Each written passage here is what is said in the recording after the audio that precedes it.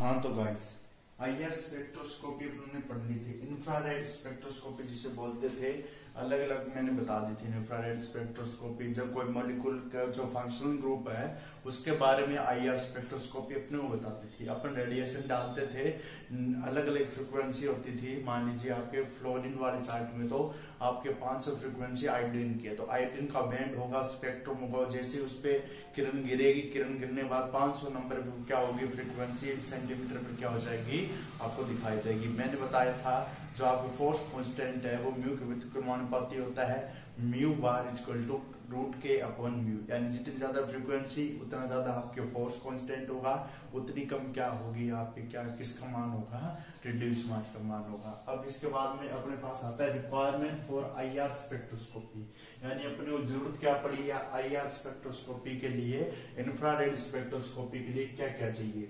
First, dipole movement must be change. Dipole movement क्या होना चाहिए दोस्त, चेंज होना चाहिए। अगर डाइपोल मूवमेंट चेंज नहीं होगा तो म्यू का मान क्या हो जाएगा, चार्ज का डिस्ट्रीब्यूशन नहीं होगा। चार्ज का डिस्ट्रीब्यूशन नहीं होगा जिससे आईआर जो स्पेक्ट्रा है वो अब्जॉर्ब नहीं होगा। ठीक है, इसलिए अपने को डाइपोल मूवमेंट चेंज होना चाहिए। ठीक है, तो इसके लिए दो कंडीशन है, dipole movement must be change. Dipole movement क्या होना चाहिए, चेंज होना चाहिए। जैसे HCl मॉलिक्यूल है, O2 है, S2 है, N2 है। अनेबल टू, इसके कान लिखिए, unable to IR absorb IR radiation. अगर dipole movement must be change, when dipole movement not be change then unable to IR absorb IR radiation. तो क्या करता है, इंफ्रारेड अब्जॉर्प्शन होता है वो आईआर रेडिएशन के द्वारा नहीं होता। दूसरी लिखिए, charge of distribution electron component generated. और दूसरा क्या है, अगर क्या हो जाता है चेंज होगा, अगर चेंज होगा उससे बता रहा है ये रेडिएशन एनेबल। अगर चेंज क्या होगा, मस्ट भी चेंज नहीं होगा। दूसरा क्या होगा, charge of distribution electron component generate. जो चार्ज है डिस्ट्रीब्यूशन का इलेक्ट्रॉन के कारण, जिससे वो क्या बनते हैं, स्पेक्ट्रा बनते हैं, वो क्या हो जाएंगे, जनरेटेड हो जाएंगे। अगर नहीं होगा तो ये जनरेटेड आपके नहीं होंगे गाइस। क्या नहीं होंगे, जनरेटेड नहीं होंगे। इसमें लिखिए वह फ्रिक्वेंसी जो इलेक्ट्रॉनिक कंपोनेंट जनरेट करती है वह आईआर रेडिएशन के साथ मैच हो जाती है, जिसके कारण frequency of electronic component of a molecule,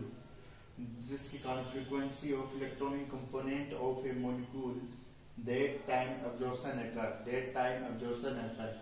इसके कारण क्या हो जाता है, अब जो कौन सी होगी, जब चार्ज डिस्ट्रीब्यूशन होगा तो फ्रीक्वेंसी जनरेट होगी इलेक्ट्रॉन कंपोनेंट की, और वह इलेक्ट्रॉन कंपोनेंट की जो फ्रीक्वेंसी है वो क्या हो जाएगी, मैच हो जाएगी उस मॉलिक्यूल के साथ। इसके बाद में 3 नंबर लिखिए, सेंट्रोसिमेट्रिक नेचर ऑफ मॉलिक्यूल। मॉलिक्यूल का नेचर क्या होना चाहिए, सेंट्रोसिमेट्रिक होना चाहिए, यानी इसमें सेंटर ऑफ सिमेट्री प्रेजेंट होनी चाहिए। अगर सेंट्रोसिमेट्री है इस मॉलिक्यूल में वो आईआर इनएक्टिव है, और एब्सेंट है वो आईआर एक्टिव है, इसलिए प्रेजेंट होनी चाहिए। सेंट्रो मॉलिक्यूल क्या होनी चाहिए, प्रेजेंट नहीं होनी चाहिए, आईआर एक्टिव। एक्टिव और इनएक्टिव का पता चल गया। एक्टिव मॉलिक्यूल वही है जो इंफ्रारेड रेडिएशन दर्शाएंगे या एनर्जी को ऑब्जॉर्व कर लेते हैं, ये वो मॉलिक्यूल है जो ऑब्जॉर्ब नहीं करते। ठीक है, डाइपोल मूवमेंट होगा मस्ट बी चेंज। जैसे O2 है, H2 है, N2 है, इनका डाइपोल मूवमेंट क्या है, चेंज नहीं है। तो HCl का डाइपोल मूवमेंट चेंज है, इसके कारण क्या हो जाए, HCl मॉलिक्यूल शो करेंगे, ये O2 N2 नहीं करेंगे। ठीक है, अब यहाँ पर IR active, IR inactive. IR active molecule मैंने बता दिया, सेंटर ऑफ सिमेट्री क्या होनी चाहिए, प्रेजेंट है, आईआर एक्टिव है। जैसे मैं आपके H2 का एग्जाम्पल लेता हूँ। ठीक है, CF3H2O H2 का एग्जांपल लेता हूँ। सबसे बेहतरीन एग्जांपल होता है स्टूडेंट H2O, 2 हाइड्रोजन 1 ऑक्सीजन।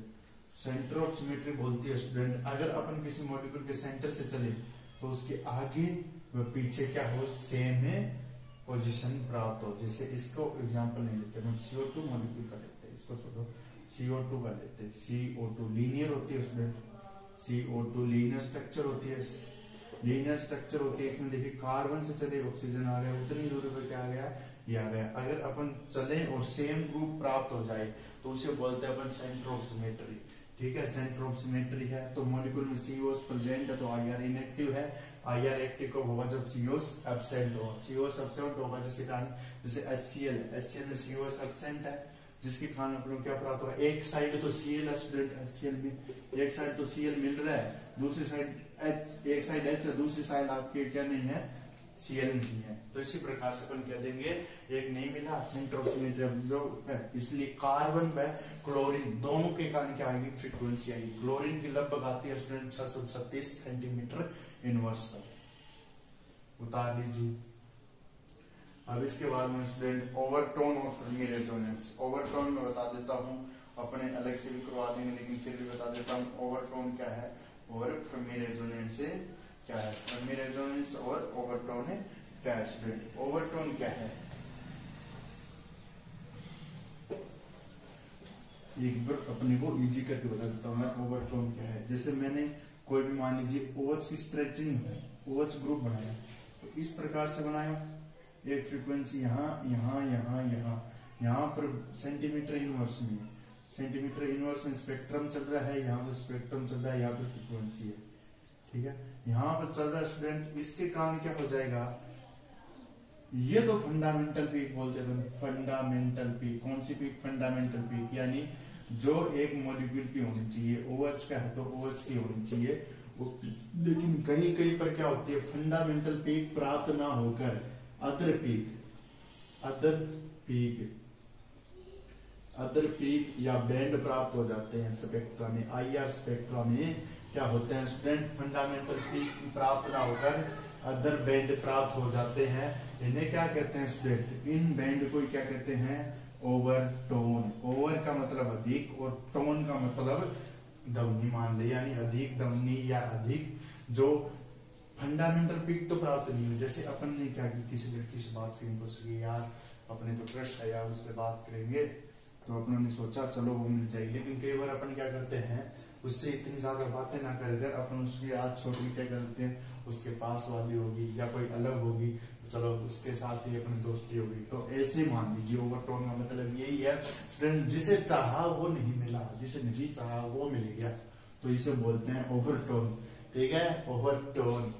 तो ओवरटोन ये होती है, अनवांटेड होती है, अनवांटेड मतलब समझ गए, अनवांटेड ओवरटोन है, ये फंडामेंटल पीक है। अब इसके बाद में आता है स्टूडेंट एक कंसेप्ट और आता है आपके फर्मी रेजोनेंस, इसको बता देता हूँ, इसके बारे में अलग से भी बात करेंगे, लेकिन स्टूडेंट जो मेनली इसका मुद्दा वो आ गया होगा। फर्मी रेजोनेंस क्या होता है, फर्मी रेजोनेंस ये क्या होता है student, Fermi resonance. Fermi resonance बताता हूँ। फर्मी रेजोनेंस स्टूडेंट मान लीजिए IR स्पेक्ट्रा है अपने पास, IR स्पेक्ट्रा है, IR स्पेक्ट्रा प्राप्त हो रहा है स्टूडेंट, जैसे कार्बोनिल ग्रुप है, कार्बोनिल ग्रुप में जो स्पेक्ट्रा हुआ एक तो फंडामेंटल है, एक कार्बन व हाइड्रोजन के कारण प्राप्त होता है, दूसरा कार्बोनिल ग्रुप के कारण प्राप्त होता है। कार्बोनिल ग्रुप किसके कारण, कार्बोनिल ग्रुप, कार्बोनिल ग्रुप के कारण प्राप्त होता है।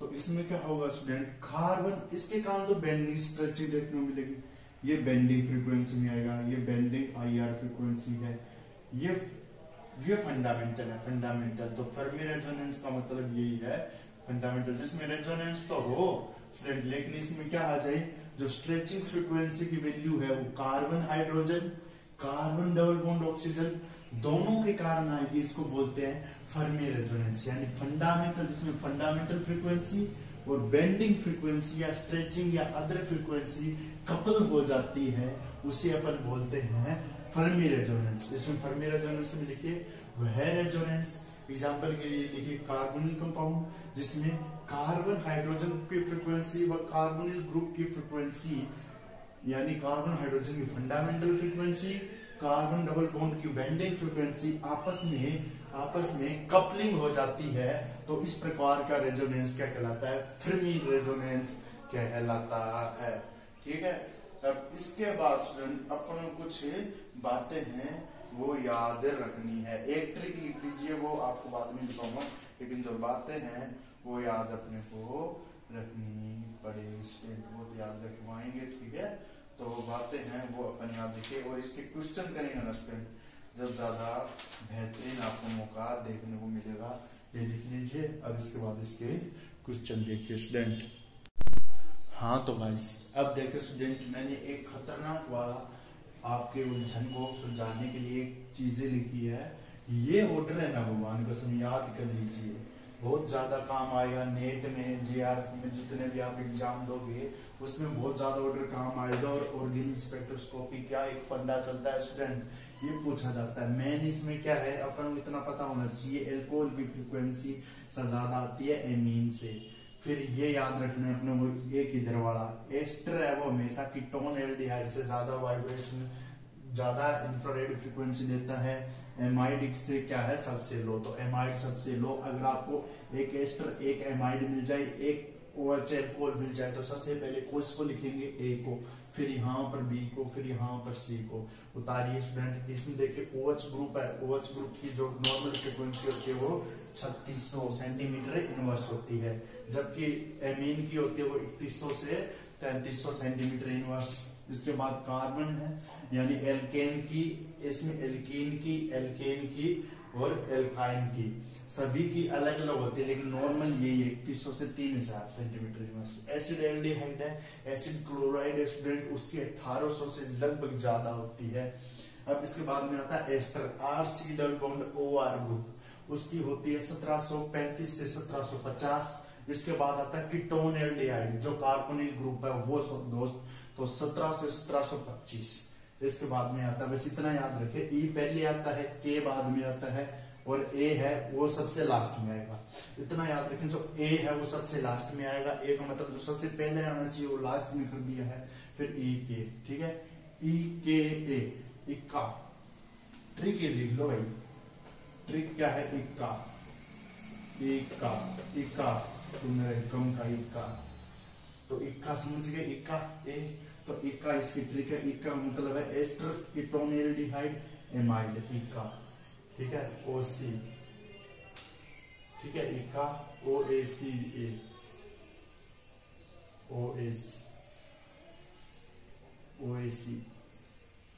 OAC, इसका नहीं बनेगा, इसका याद रख लो, इसका तो अपने को एल्डिहाइड एमीन है, इससे पता चल जाएगा, लेकिन ये एमाइड है, एमाइड RC डबल बॉन्ड हो, और इसके बाद में H ग्रुप, ये एमाइड पहले आता है। ये फ्रीक्वेंसी उतारिए भगवान कसम। इसके बाद में आपको एक खतरनाक तरीके में क्वेश्चन में लेके चलेंगे, जो बहुत ज्यादा बढ़िया है क्वेश्चन है। अब इसके क्वेश्चन करेंगे, और क्वेश्चन आने बहुत ज्यादा इंपॉर्टेंट है।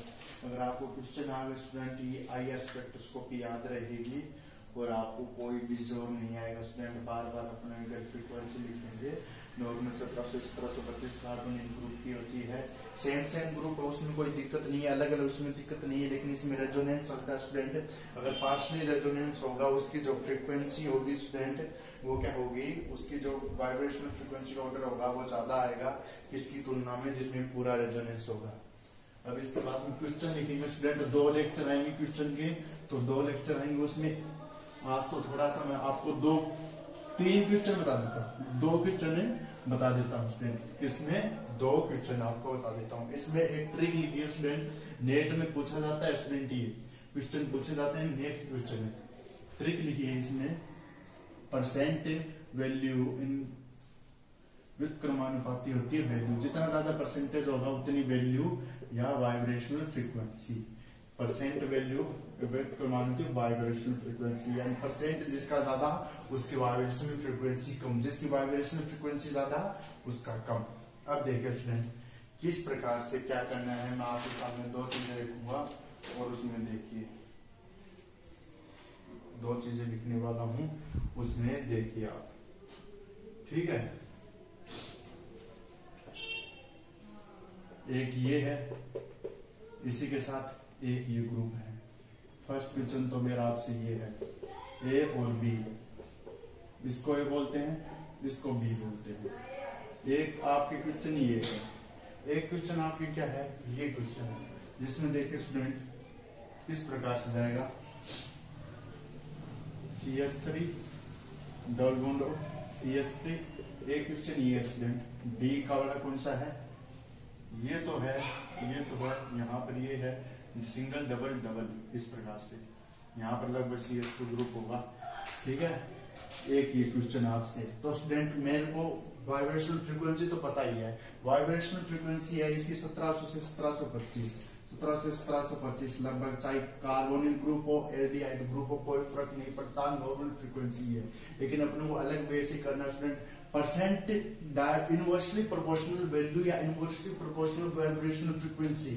अब इसमें एक ट्रिक में ये और लिखिए minus I directly proportional I R या वाइब्रेशनल फ्रीक्वेंसी, ठीक है। यानी इसका मतलब यही है माइनस आई वाले जितने ज्यादा ग्रुप जुड़े होंगे वो माइनस आई आर फ्रीक्वेंसी के डायरेक्टली प्रोपोर्शनल होंगे। जैसे CS3 इसमें रेजोनेंस है, इसमें रेजोनेंस है, इसमें प्लस है, प्लस आई प्रभाव है। दूसरी बात इसमें रेजोनेंस भी है, CS3 दे रहा है ये इस प्रकार, इसमें रेजोनेंस है, एक टाइप का रेजोनेंस है। परसेंट वैल्यू किसकी ज्यादा, इसकी ज्यादा, इसकी कम। परसेंट वैल्यू रेजोनेंस की ज्यादा संभावना है, इसकी कम है। इसकी मैं मान लेता हूँ 100% है, इसकी परसेंट वैल्यू रेजोनेंस कितनी है 50% ही है, ठीक है। तो यहाँ पर बी और ए में से तुम्हारा आंसर क्यों नहीं आया अभी तक, तो आ जाना चाहिए था। ए आपके ज्यादा होगा बी से, क्यों होगा, इसमें रेजोनेंस मिल रहा है, बॉन्ड जाएंगे तो परसेंट वैल्यू 100% नहीं होगी, इसकी 100% नहीं, इसकी 100%।